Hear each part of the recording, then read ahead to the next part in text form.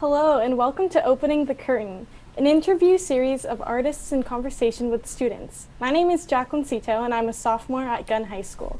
Today, I'm interviewing Rinabeth Apostol, who is a Bay Area actor. Hi, Rinabeth. How are you doing today? Hello. I am doing as well as anybody can. How are you? Oh, I'm doing pretty good. Yeah, I just had a lot of work coming up to the week of finals, but it's going pretty well. I guess we can start with the first question. So, what is your job and what does that entail?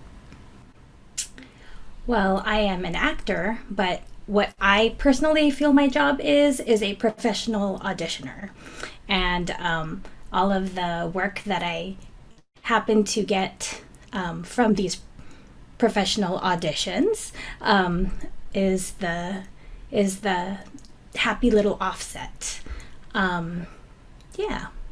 I only say that because I am not at a point in my life where I'm an A-list celebrity where people are like, let me just write this story for you. Come and do this show. When that happens, it's really exciting. But, our jobs as actors is to audition, audition, audition, and hopefully book it. Yeah. So how did you get to where you are now? Um, Well, it was a big hobby, performing. When I was little, I would be in these little Christmas choirs, and I was actually put into dance classes because I was pigeon toed and knock kneed, and it was actually to correct my legs. But I kind of fell in love with the performing aspect, and slowly but surely it took over my life and became my career of choice. I got here because I have very supportive parents, a very supportive network and community of other actors, um, several that came before me that helped pave my way, and definitely a lot of hard work and anxiety. But also a lot of just persistence and perseverance. Was there any like specific moment or like experience that really made you want to become like an actor?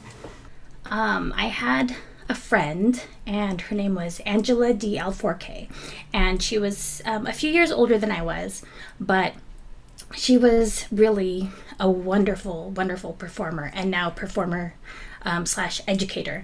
And I would go and see her shows, and I would visit her during her school performances, and I really looked up to her. And it's funny because we cross paths every now and then now, but it came full circle when I had this show, and I didn't know that they were that she was coming with her family because she actually moved to Hawaii, and it was the four immigrants over at TheatreWorks, and they miraculously showed up, and I just said, where have you been, how are you? And it was like we did an impromptu backstage thing, but it felt so good because she was one of my mentors and guides. I would say she sparked my love for it in terms of it being a reality. Wow, that's great. So like aside from Angela, are there any other like big mentors or like people you look up to? A lot. There's a lot because, Yeah. and I will say this because I cannot fully respect where I am in the point of my career without having these mentors and guides having paved the way. But growing up, I actually identified with a lot of black actors and movie stars. I watched those shows religiously because I felt like it was closer to my upbringing than other kinds of television. If you want that, like that celebrity list, it's everyone from Whitney Houston to Sidney Poitier. And I think it's funny because people are like, really? Those are the people that you watch? I'm like, yes, Lisa Bonet in A Different World. I I don't know, something about her, I just gravitated towards her. Debbie Allen in the series Fame, her sister, Felicia Rashad, and The Cosby Show. It's all of these celebrities were the ones that were the people that I looked up to. So why do you love what you do? I love what I do because I think sharing my art is the one way that I can also be involved in social justice and be active in helping educate audiences while performing. I don't think I would have stayed on this career path if I didn't think I was making a difference. I agree to do shows that I know make some kind of significant difference in the storytelling, if that makes sense at all. Yeah. But yeah, activism through art is one of the key reasons why I love my job. Even if it means changing the mind of one or two audience members who might see the way a story is told or might see a character in a different way. I just think it's a way to change lives without being so in your face and obvious. Are there like any specific projects that you've worked on that you're super proud of in terms of like activism? It's really hard to pinpoint something like that, but I will say every show that I've done, I've never regretted, even if there are some that I've had gripes about, because I know that each one was a specific step to also becoming the actor that I am now. I will have to say, though, in my most recent years, it's definitely been more reflective of the kind of work that I want to continue doing. Shows like The Chinese Lady over at the Magic Theater, shows like The Four Immigrants over at TheatreWorks, shows like Viet Gone over at Cap Stage. These are stories that people aren't privy to, even though they're significant moments of history that should be, common knowledge. These are stories, these are roles that definitely make up the fabric of what America is, but are purposely omitted from history books. So, how do you see the future of your art form?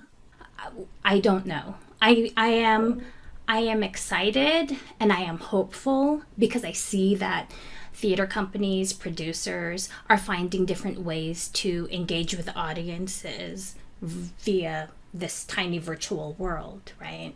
So in some ways, it's created a different kind of accessibility where I'm able to work on projects with multiple people from different time zones, different countries. And I know that a lot of writers and directors are saying how exciting that is because normally you would have to pay airline fees and lodging for all these actors to come together. So in some ways, it's exciting because we're able to work in that aspect. But also, I don't think it's noted how folks who have limited access to the internet, to functional computers, they don't have the ability to access what it is we are producing. And also there are actors who are also unable to participate in the same way.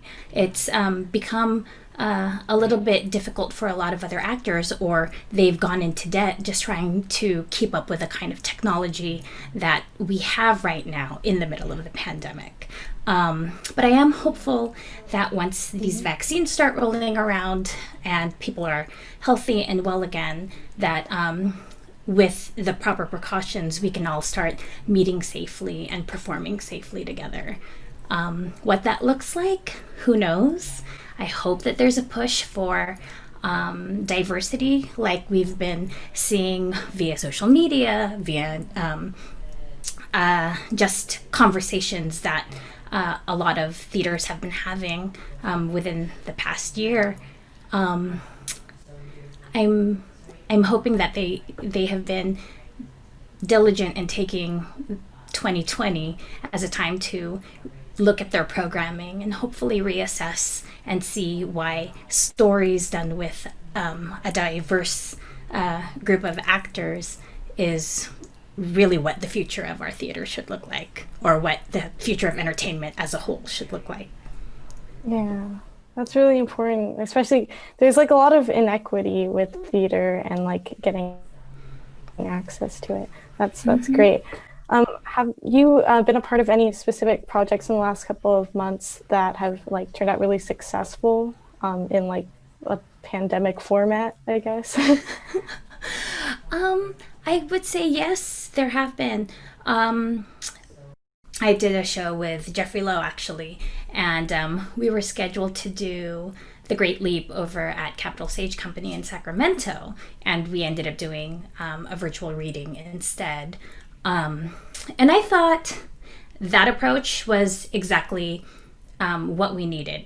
It was a casual and comfortable environment without being overly teched out, where it's like, okay, let's make sure we have this kind of lighting and these kinds of costume changes and such. Just because I think within this parameter, there's something to be said about the simplicity of just being able to read the piece and hear it in that way. We're not trying to fool anyone. We are not, I do not have a fully functioning television studio in my house. You know what I mean? So I think it's a really brilliant way to approach a piece so that audiences still get the message of the storytelling without trying to figure out or critique whether or not the production value is good quality or not. And how has it been? Because are you doing all of your classes remotely? Yeah, they're all on Zoom all day.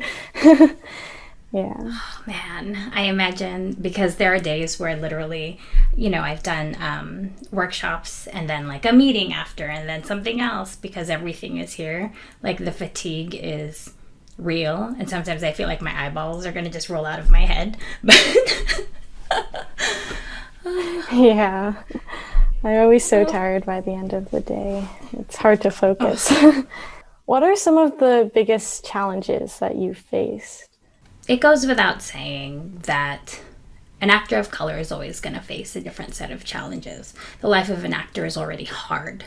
But once you make peace with the fact that this is what you're going to do, and that your career path is literally riddled with obstacles, a lot of people will say that I have been very lucky in terms of the past few years in my career, because I have worked pretty consistently and there has been a lot of overlap.